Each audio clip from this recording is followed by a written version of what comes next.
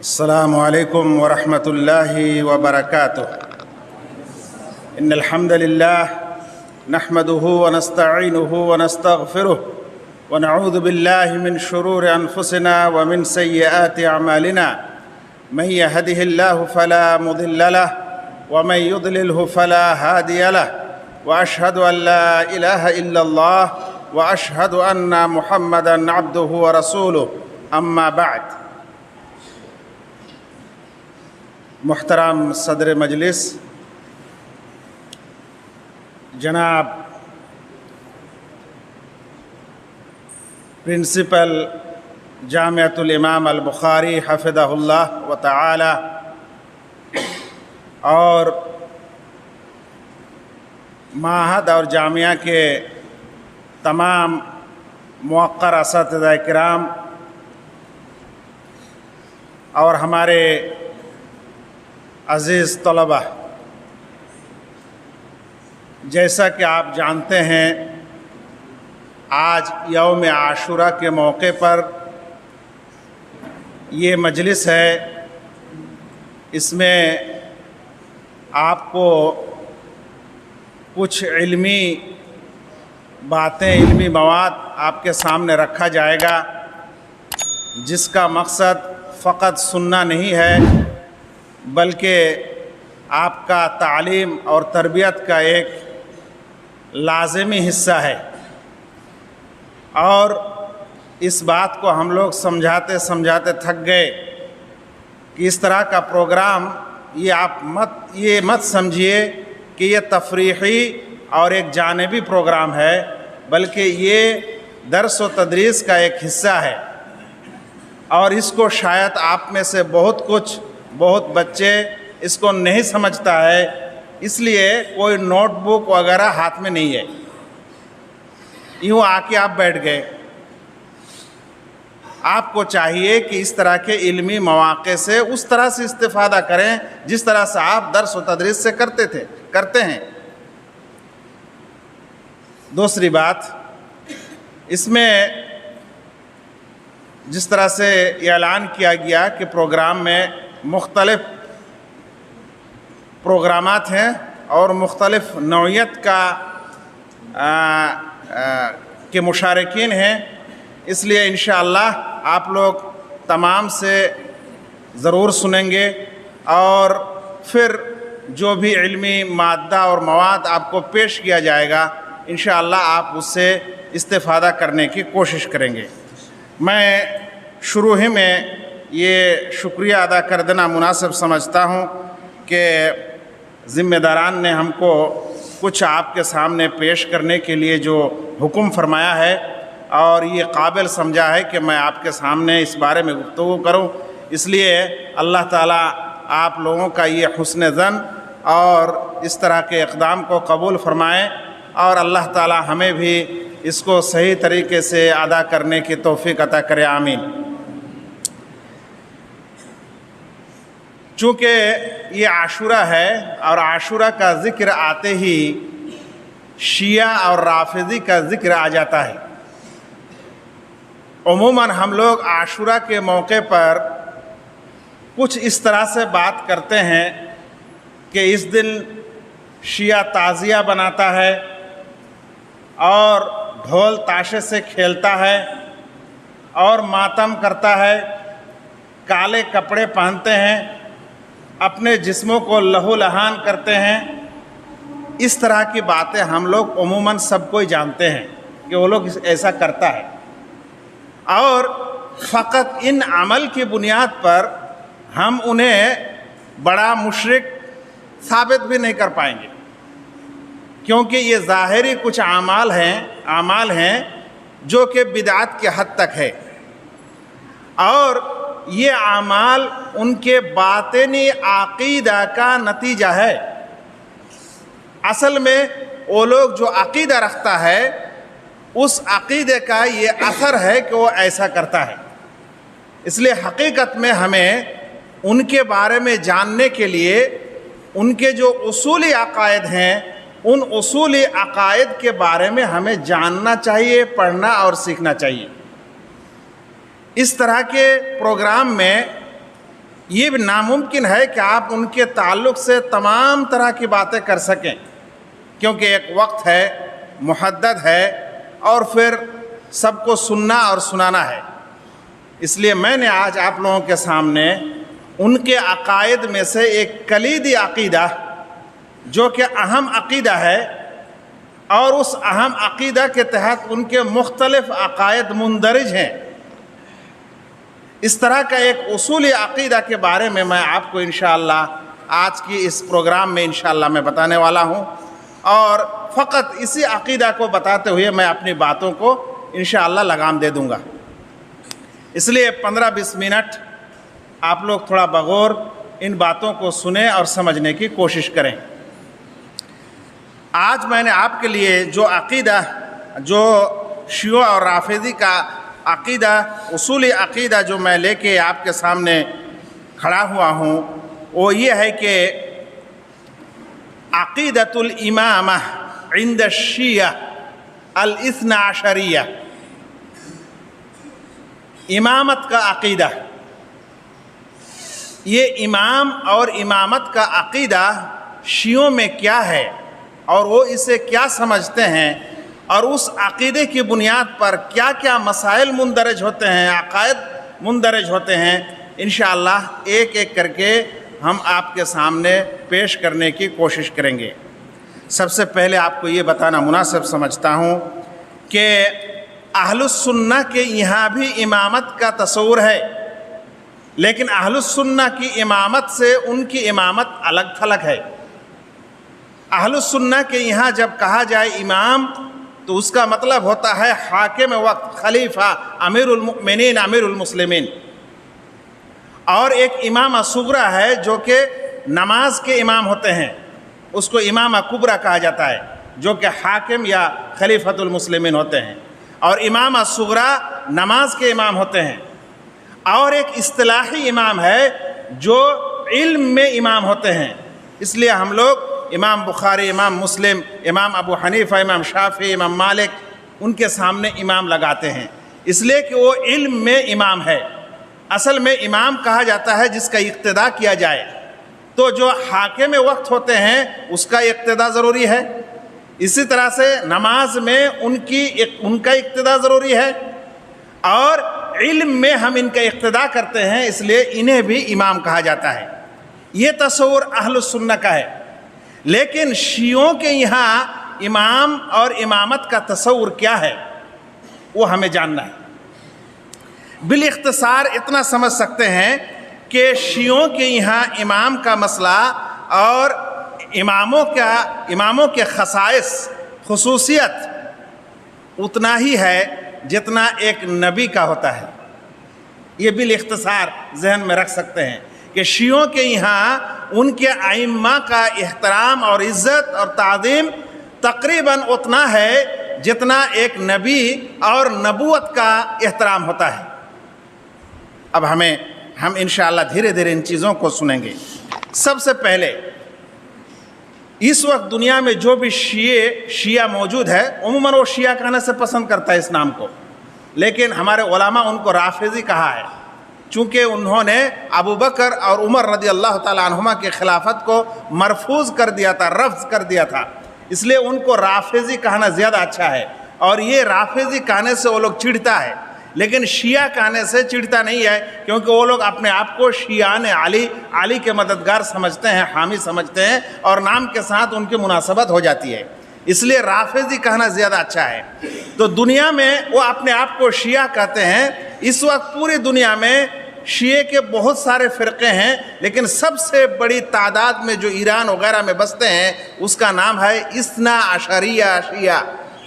اثنا عشریہ، اثنا عشرہ کا معنی ہم لوگ جانتے ہیں 12، یعنی 12 امام ماننے والے، 12 امام کا عقیدہ رکھنے والے شیعہ، یہ لفظی معنی ہوا۔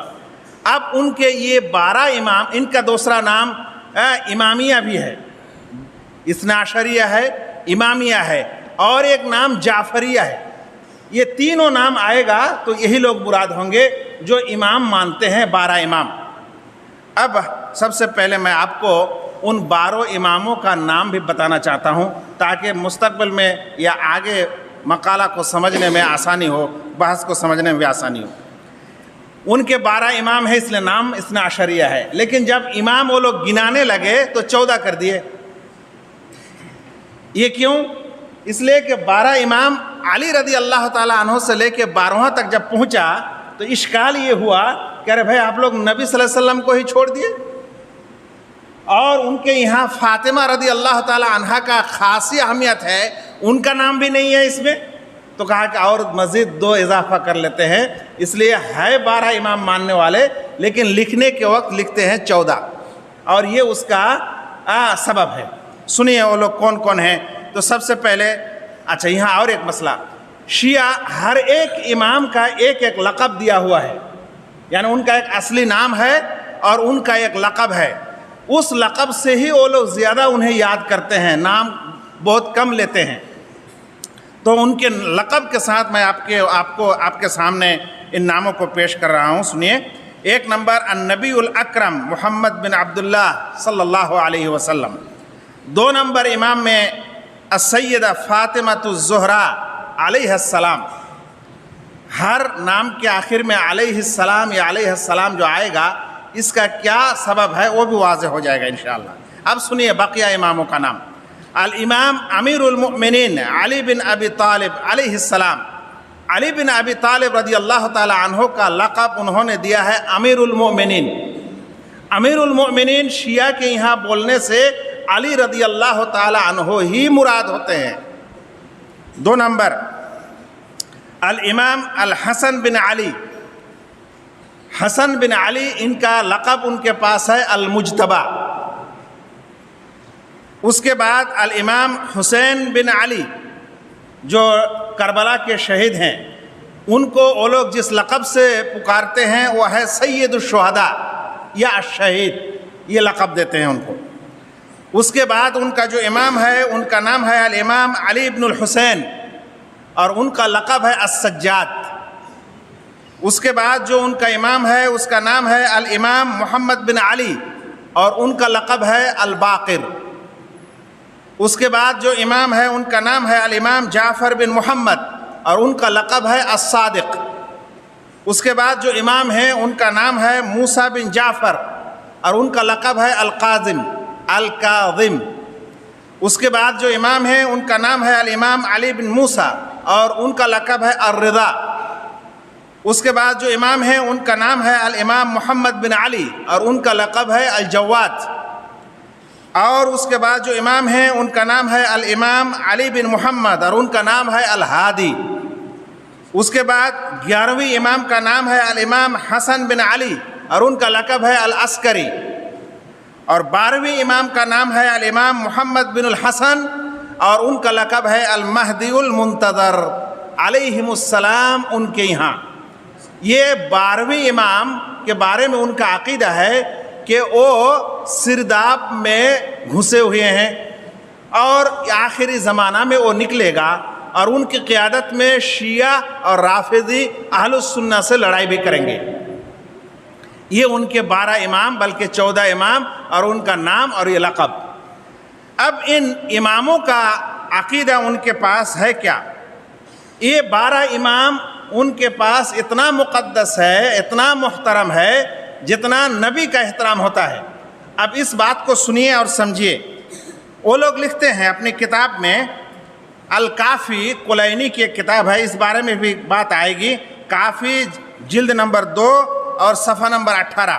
میں نے نقل کیا ہے ان کے سائٹ وغیرہ سے، اگر غلطی وہاں ہے تو میں بھی غلط کر دوں گا، ورنہ منقول شدہ ہے۔ تو یہ الکافی ایک ایسی کتاب ہے جو کہ ہمارے یہاں بخاری کی حیثیت ہے، بخاری کی جو حیثیت ہے کافی کلینی کی وہ حیثیت ہے۔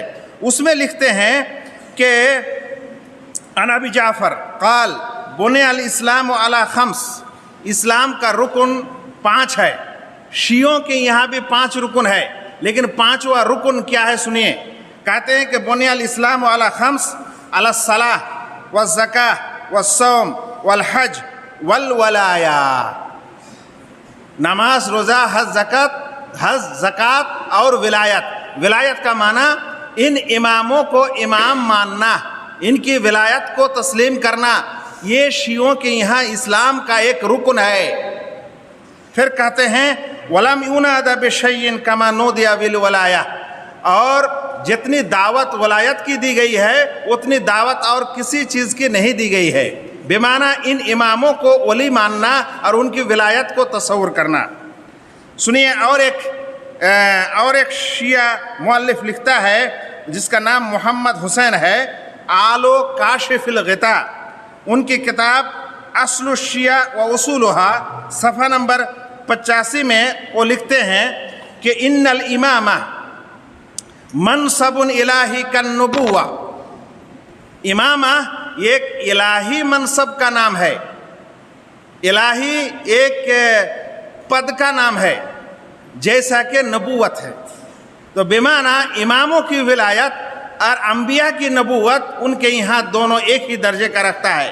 پھر کہتا ہے فَكَمَا أَنَّ اللَّهَ سُبْحَانَهُ يَخْتَارُ مَن يَشَاءُ مِنْ عِبَادِهِ لِلنُّبُوَّةِ وَالرِّسَالَةِ، جیسا کہ اللہ تعالیٰ اپنے بندوں میں سے جس کو چاہتا ہے نبوت و رسالت کے لیے اختیار کرتا ہے، وَيُؤَيِّدُ بِالْمُعْجَزَةِ، اور معجزہ سے اللہ تعالیٰ نبیوں کی تائید فرماتے ہیں، اسی طرح سے اللہ تعالیٰ ان اولیاء کو یا ان اماموں کو بھی اختیار کرتے ہیں۔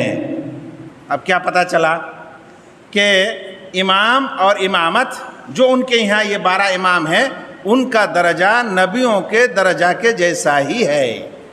اس کے بعد سنیے، اس دنیا کا مؤخرین شیعوں میں سے سب سے محرک اور تحریک چلانے والا خمینی، وہ اپنی کتاب الحکومہ الاسلامیہ صفحہ نمبر 52 میں لکھتا ہے کہ وَمِن ضُرُورِيَّةِ مَذْهَبِنَا أَنَّ لِأَئِمَّتِنَا مَقَامًا لَا يَبْلُغُهُ مَلَكٌ مُقَرَّبٌ وَلَا نَبِيٌّ مُرْسَلٌ، کہتے ہیں کہ ہمارے مذہب کے ضروریات میں سے ہے، بمعنی بغیر غور فکر کے جو ماننا ہے، وہ ایسا عقیدہ میں سے ہمارے پاس یہ ہے کہ ہمارے ائمہ کا، اماموں کا اتنا بڑا مقام و درجہ ہے کہ جس درجہ تک کوئی فرشتہ بھی نہیں پہنچ سکتا اور کوئی نبی مرسل بھی نہیں پہنچ سکتا۔ تو یہاں رسولوں سے اماموں کا درجہ بڑھا دیا۔ یہ وہ خمینی ہے۔ یہاں آپ کو ایک بات اور بتاتے ہیں، یہ جو خمینی ہے جو کہ موجودہ ایران کا مؤسس ہے، ان سے پہلے شیعوں کے یہاں یہ مسئلہ تھا کہ امام ہی ولی الامر بنیں گے، بمعنی امام، شیعوں کا امام ہی کوئی حاکم وقت بن سکتا ہے، دوسرا نہیں بن سکتا، یعنی حاکم وقت بننے کے لیے شیعہ ہونا چاہیے اور امام ہونا چاہیے۔ اب یہ 12 امام کے بعد تو مسئلہ کلوز ہے، اب ان کا کوئی لیڈر دنیا میں ہو نہیں سکتا، اس لیے شیعہ یہ خمینی نے اپنی دین کا تجدید کیا، اور تجدید کرتے ہوئے انہوں نے ایک مسئلہ لایا جس کا نام ہے ولایت الفقیہ، کہ اگر ائمہ موجود نہیں ہیں تو ان کی غیر موجودگی میں فقیہ ولی بن سکتا ہے اور فقیہ حاکم وقت بن سکتا ہے۔ اور خمینی امام نہ ہونے کے باوجود بھی اس تحریک کو چلاتے ہوئے ولایت الفقیہ کے ذریعے وہ ایران کا یا شیعوں کا امام بنے، اور اسی تحریک سے متاثر ہو کر جماعت اسلامی وجود میں آیا، اس لیے وہ بھی حکومہ اسلامیہ لکھتے ہیں، تو مولانا مودودی بھی حکومت اسلامیہ اور حکومت الہیہ نام کے کتاب لکھتے ہیں۔ اچھا، یہ ایک جانبی مسئلہ تھا جو میں نے آپ کو بیچ میں یہ بتا دیا۔ اب یہ پتہ چلا کہ ان کے یہاں ان 12 اماموں کا درجہ نبوت کا درجہ ہے، بلکہ کچھ اونچا ہے۔ اب ایک سوال یہاں یہ پیدا ہوتا ہے، تو پھر ان کے یہاں حدیث کسے کہتے ہیں؟ کیونکہ اہل السنہ کے یہاں حدیث وہ ہے جو سند کے ساتھ، صحیح سند کے ساتھ اللہ کے رسول تک پہنچے۔ تو اگر امام ان کے یہاں نبوت کا درجہ میں ہے تو ایسی صورت میں حدیث کسے کہا جائے گا؟ نبی صلی اللہ علیہ وسلم کے قول کو یا ان کے تمام اماموں کے اقوال کو؟ یاد رہے کہ یہ لوگ ان ائمہ کو معصوم کا نام دیتے ہیں کہ یہ لوگ معصوم ہے، گناہ خطا سے پاک ہے، یہ 12 امام۔ اور حقیقت بھی یہی ہے کہ ان 12 اماموں میں سے کسی بھی ایک کے قول کو ان کے یہاں حدیث کہا جاتا ہے۔ فقط اللہ کے رسول صلی اللہ علیہ وسلم کے قول و فعل و تقریر کو حدیث نہیں کہا جاتا، بلکہ ان 12 اماموں میں سے کسی کا بھی قول اگر ان کو مل جائے ان کے سند کے ساتھ تو اسے حدیث کہتے ہیں۔ سنیے شیعوں کے یہاں حدیث کا کیا معنی ہے، لکھتے ہیں بِأَنَّهُ كَلَامٌ يَحْكِي قَوْلَ الْمَعْصُومِ أَوْ فِعْلَهُ أَوْ تَقْرِيرَهُ، کہہ رہے ہیں کہ حدیث کہتے ہیں اس کلام کو جہاں معصوم کا قول یا اس کا فعل یا اس کا تقریر نقل کی جاتی ہے، اور معصوم کون ہے؟ اللہ کے رسول سے لے کے یہ تمام 12 امام، ان کا قول و فعل اور تقریر کو حدیث کہا جاتا ہے۔ ویکیپیڈیا میں اس کی تعریف لکھی گئی ہے۔ سنیے ویکیپیڈیا ایک معلومات کا بھنڈار ہے جو کہ بہت زیادہ تحقیقی نہ ہونے کے باوجود بھی مانے جاتے ہیں عام معلومات کے اعتبار سے۔ شیعوں نے دیکھا کہ یہ ویکیپیڈیا اہل السنہ کا تیار کیا ہوا ہے، تو کیوں نہ ہم اپنا ویکیپیڈیا تیار کریں، اس لیے وہ لوگ ایک اپنا ویکیپیڈیا تیار کیا ہے جس کا نام دیا ہے ویکی شیعہ۔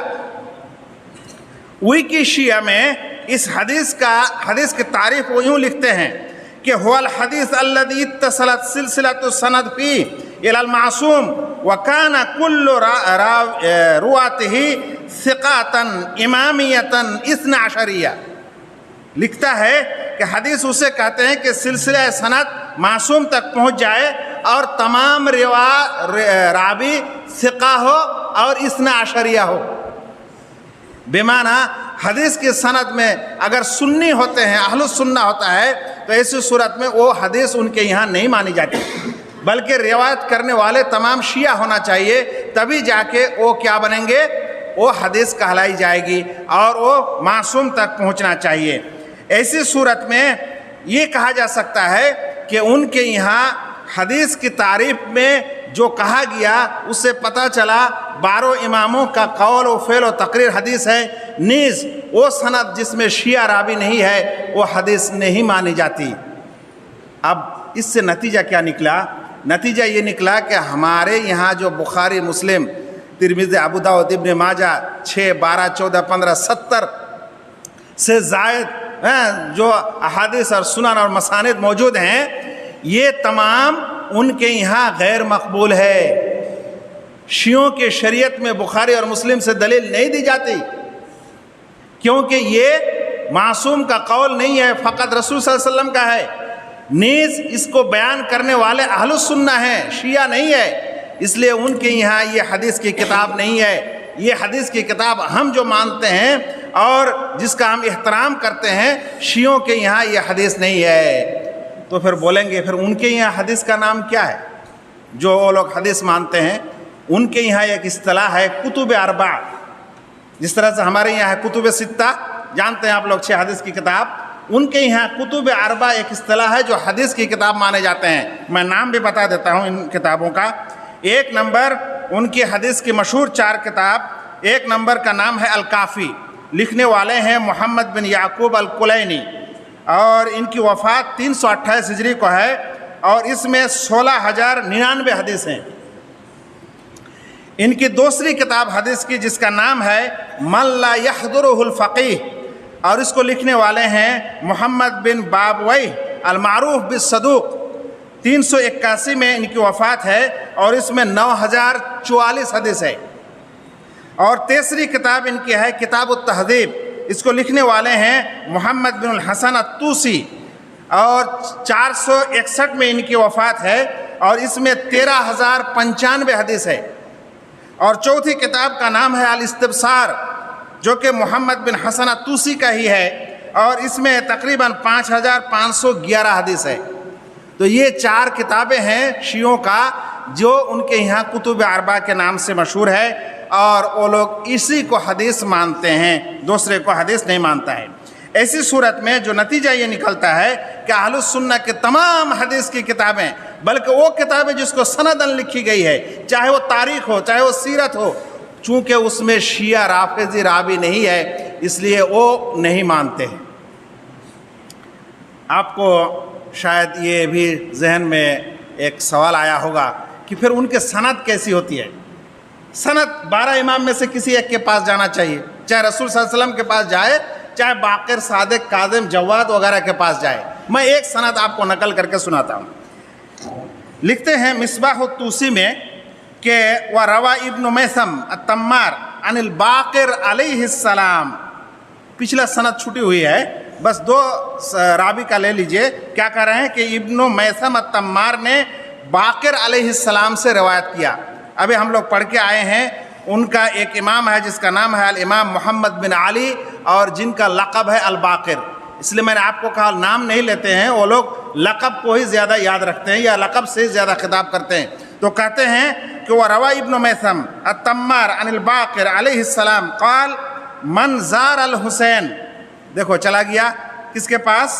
باقر علیہ السلام کے پاس. اور کیا اس میں حدیث ہے؟ من زار الحسین علیہ السلام, جس نے حسین علیہ السلام کی زیارت کی. او قال من زار لیلۃ عرفہ ارض کربلا, جس نے عرفہ کے دن کربلا کی زیارت کی. تو کہا پھر آخر میں کہ وقاہ اللہ شر سنتہ, تو 1 سال کی برائی سے اللہ اسے محفوظ کر دیں گے. یہ ہے شیعوں کی امام اور امامت کا مسئلہ, اور جس میں ان کے پاس یہ سب کچھ موجود ہے اور یہ بیانات موجود ہیں. چلتے چلتے 1-2 بات اور کہہ دینا مناسب سمجھتا ہوں. شیعوں کے یہاں 3 چیز کا انتہائی درجے میں کمال کی بات ہے ان کے یہاں, کہہ سکتے ہو. کوئی وہ لوگ لومۃ لائم کو دیکھا نہیں, جو چاہا بول دیا. ایک ہے جھوٹ کا مسئلہ. شیخ الاسلام ابن تیمیہ نے رحمہ اللہ نے فرما دیا کہ ما رأیت قوما اکذب, میں اس سے جھوٹی قوم دنیا میں نہیں دیکھا. اور دوسری چیز, اس سے زیادہ فضیلت بیان کرنے والا دنیا میں کوئی قوم نہیں ہے. یہ فضائل عمل ہے نا, یہ ان کا عشر عشیر بھی نہیں ہے. اور تیسرا غلو کا مسئلہ, اتنا غلو کرتے ہیں کہ دنیا میں کوئی قوم اس طرح سے غلو نہیں کرتے. کربلا کے واقعہ کے بعد کربلا کی زیارت میں اتنی حدیثیں گھڑیں, اور ان کے لیے انہوں نے ایک کتاب باضابطہ لکھ دیا جس کا نام ہے کامل الزیارہ.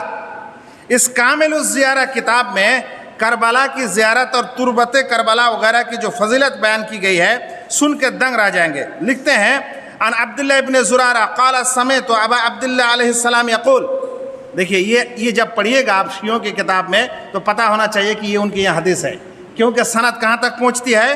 ابا عبداللہ علیہ السلام تک. ان الزوار الحسین بن علی علیہ السلام یوم القیامہ فضلا علی الناس قلت وما فضلهم. قیامت کے دن حسین رضی اللہ تعالیٰ عنہ کی قبر کا زیارت کرنے والے کی بڑی فضیلت ہوگی. پوچھا کہ کیا فضیلت ہے؟ قال يدخلون الجنت قبل الناس ب40 عاما. زیارت کرنے والے لوگ جنت میں جائیں گے دوسرے لوگوں سے 40 سال پہلے. وسائر الناس فی الحساب والموقف, اور تمام کے تمام لوگ حساب اور موقف میں ہی رہ جائے گا. بحار الانوار 26 مجلد 101 صفحہ میں اس کو ذکر کیا گیا. اور کہا کامل الزیارات ابن قلیہ القمی, قم ایک شہر ہے, اس کی طرف نسبت کرتے ہوئے 294 نمبر حدیث میں لکھتا ہے من اتا قبر الحسین علیہ السلام کتب اللہ لہ حجۃ مبرورہ. جو شخص حسین علیہ السلام کے قبر کی زیارت کرے گا اس کو مقبول حج کا ثواب دیا جائے گا. اور مقبول حج ہمارے یہاں کیا ہے کہ کا یوم ولدتہ امہ, اس دن کی طرح ہو جاتا ہے جس دن ایک انسان کو, ایک بچے کو اس کی ماں جنم دیتی ہے. تو ان کے یہاں یہ سارے فضائل جو کہ میں نے کہا کہ شاید دنیا میں اور کوئی قوم اس طرح سے فضیلت لکھنے والے نہیں ہیں. باتوں کا خلاصہ یہ ہے کہ شیعوں کا ایک کلیدی عقیدہ امامت کا عقیدہ ہے, اور وہ 12 امام کے بارے میں 12 انسان کو امام مانتا ہے, جن اماموں کو نبوت کا درجہ دیتے ہیں اور ان کی باتوں کو حدیث مانتے ہیں اور ان کی باتوں کو ان کے حوالے سے بیان کرتے ہیں. اور یہ ساری باتیں ان کی طرف جو نسبت کی گئی ہے اس میں غلو, کذب, دھوکہ سب کچھ ہے. اور یہ سب سے پتہ چلتا ہے کہ وہ لوگ اسلام کو اور خصوصاً عقیدے کو کس طرح سے بگاڑا ہے, اور اس کا ہی نتیجہ یہ سب ہے کہ لوگ ڈھول تماشا, کھیل دھول اور ماتم وغیرہ کی فضیلت دیکھتے ہوئے یہ سب عمل کرتے رہتے ہیں. باتیں اور تھیں عقائد کے سلسلے میں, لیکن شاید ایک عقیدہ کو آج سمجھ جانا اور اس کے متعلق کچھ حد تک ہمارا علم ہو جانا, یہی آج کے اس مجلس کے لیے فائدہ ہے اور ہم سب کے لیے ایک علمی خوراک ہے۔ اللہ تعالی ہمیں ان کے فاسد عقائد کو سمجھنے اور ان سے دور رہنے اور مستقبل میں عالم بن کر ان پر رد کرنے کے اللہ رب العالمین ہمیں توفیق عطا کرے، آمین۔ السلام علیکم ورحمۃ اللہ وبرکاتہ۔